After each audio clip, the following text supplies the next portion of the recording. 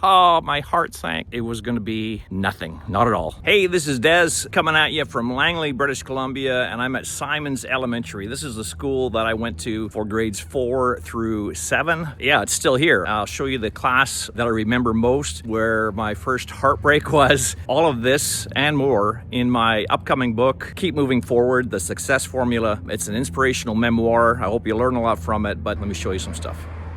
So Simonds Elementary, yeah, there's my bike. It's that last classroom. You can see the side window there and door. And that part of Simonds, so here's the whole school here. The classroom at the end is where I was for grade 7. It was a grade 6-7 split. That's where I got my heart broke for the first time. Let's see if we can see into the classroom at all. Yeah, you can. Okay.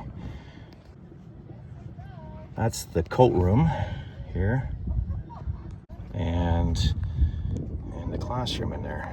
Yeah, so classroom number 58. Oh, sorry about my hair. Helmet hair. This was my grade 7, grade 6 split. I was in grade 7 at the time, and that's all I can show you. There's no other windows that are open or anything, unfortunately. The very last day before spring break, our teacher, Mrs. Hartup, Hartup, she had a dance for us in the classroom. So all the desks and chairs were pushed to the side, and she played music. I was basically a wallflower for most of the dance, except at the very end, she announced the last song, and it was a slow song. And I thought, now's my chance to ask Ariel for a dance. It took every ounce of energy I had, every ounce of motivation to get up and approach her and ask her to dance. And she said yes. I was so excited. I was elated. And we danced that slow song. Obviously, way back then, we just innocently just swayed back and forth to the music. But afterwards, I was on fire. Like, I was just so happy. And all the way home, I was, wow, this is so cool. And yeah, then I called her. Back then, I mean, there's no internet, so I looked up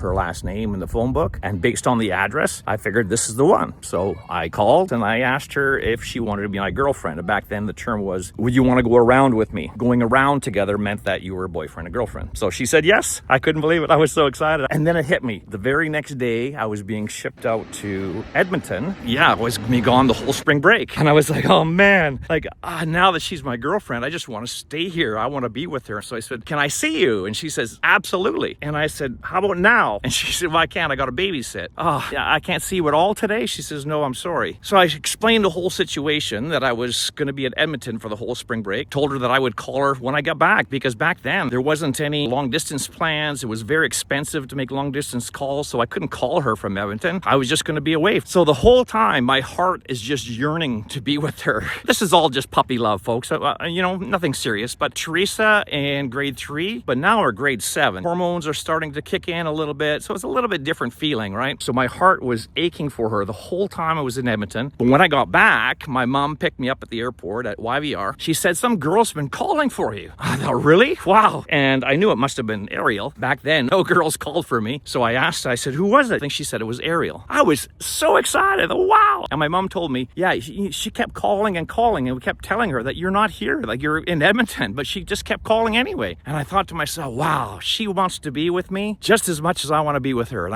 I couldn't wait to get home to call her. So as soon as I got home, went right to the phone, called her, and I said, hi. I was so excited to hear her voice until she said, my parents think I'm too young to have a boyfriend. Oh, my heart sank. I couldn't believe it. All this time, I was wanting to be with her, start the relationship together, and it was going to be nothing. Not at all. So I told her, I said, well, you know, it doesn't have to be anything serious. I mean, we're just grade 7 and grade 6. And she said, I'm sorry, I'm just not allowed. So I got off the phone. This can't be happening. But before I went to sleep, what gave me comfort was I convinced myself it's just her parents. Obviously, she still wants to be with me, and I want to be with her. As long as we keep it secretive and nothing serious, that's all good. So I went to sleep that night with less weight on my shoulders. Went to school the next day. When I saw her, oh wow, she is just as beautiful as I remember her, but she was very cold to me. She was very off. When she was around her friends, she didn't really pay much attention to me. I tried to get her attention in the classroom, wouldn't look at me.